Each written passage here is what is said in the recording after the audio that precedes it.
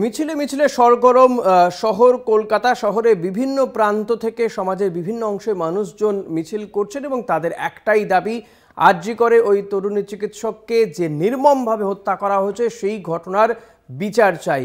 টালিগঞ্জ থেকে মিছিল হয় হাজরা পর্যন্ত। কলাকুশলীরা তারা পথে নামেন, এর আগেও তারা বহুবার পথে নেমেছেন। এই ঘটনার পরিপ্রেক্ষিতে আমরা দেখেছি যে মাঝে মধ্যেই তারা রাস্তায় হেঁটেছেন বিচারের দাবিতে।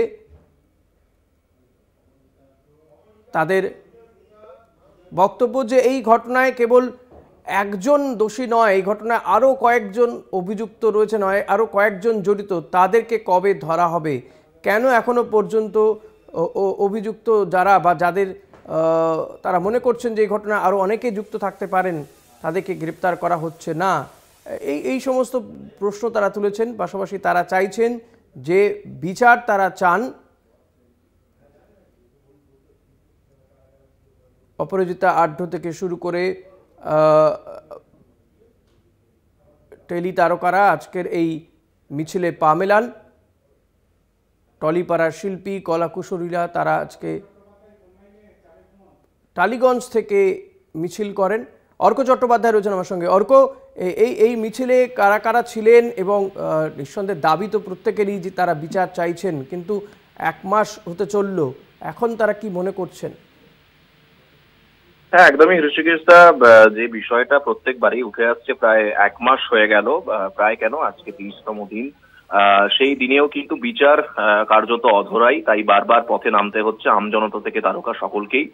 আজও আমরা জানি যে রাত দখলের ডাক দেওয়া হয়েছে নাগরিক সমাজের পক্ষ থেকে। সেই রাত দখলের ডাকেতে জুনিয়র ডাক্তারদের সঙ্গে সঙ্গে টলিপাড়ার তারকারাও থাকবেন। ইতিমধ্যেই কিছুক্ষণ আগেই টলিপাড়ায় অর্থাৎ টেকনিশিয়ান স্টুডিও থেকে, টালিগঞ্জের টেকনিশিয়ান স্টুডিও থেকে হাজরা মোড় পর্যন্ত পদযাত্রা করে টলিপাড়ার তারকারা যারা ছিলেন, সুজয় প্রসাদ চট্টোপাধ্যায়, মানসী সিনহা, দেবলীলা দত্তরা ছিলেন লগ্নজিতা, প্রত্যেকেই কিন্তু আজকে আবারও পথে নামলেন এবং প্রত্যেকের পক্ষ থেকে আবারও একই বার্তা পাওয়া গেল যে সিবিআই তদন্ত করছে ঠিক আছে, কিন্তু বিচার কিন্তু এখনো অধরাই এবং সেই বিচার যাতে সঠিক হয়, নিরপেক্ষ হয়, সেই বিষয়ে সকলেই তাকিয়ে আছে।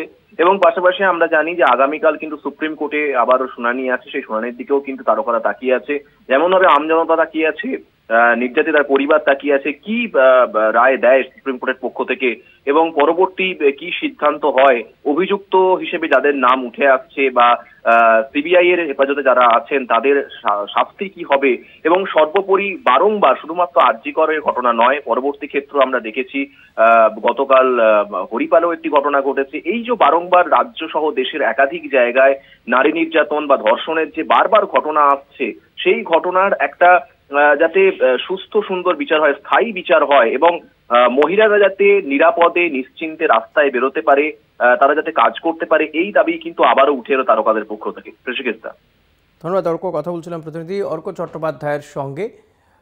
অর্থাৎ আজও পথে প্রতিবাদে সমাজের বিভিন্ন অংশের মানুষজন, টলিপাড়ার শিল্পীরা, কলাকুশলীরা তারাও আজকে মিছিল করলেন। টালিগঞ্জের টেকনিশিয়ান স্টুডিও থেকে তাদের এই মিছিল যায় হাজরা পর্যন্ত। অভিনেত্রী অপরাজিতা আঢ্য তিনি ঠিক কি বলেছেন শুনুন। What is your appeal to the government? It's been 1 month. It's been 1 month of the incident. It's still not a sufficient action. I think this is very natural. This is very natural. कोई case court में जाता है तो उसमें time लगता ही है, कुछ नहीं कर सकते।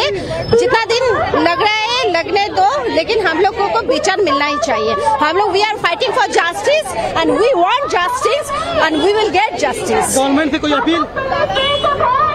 We are fighting for ourselves, for every lady and for our protection. So this is our appeal.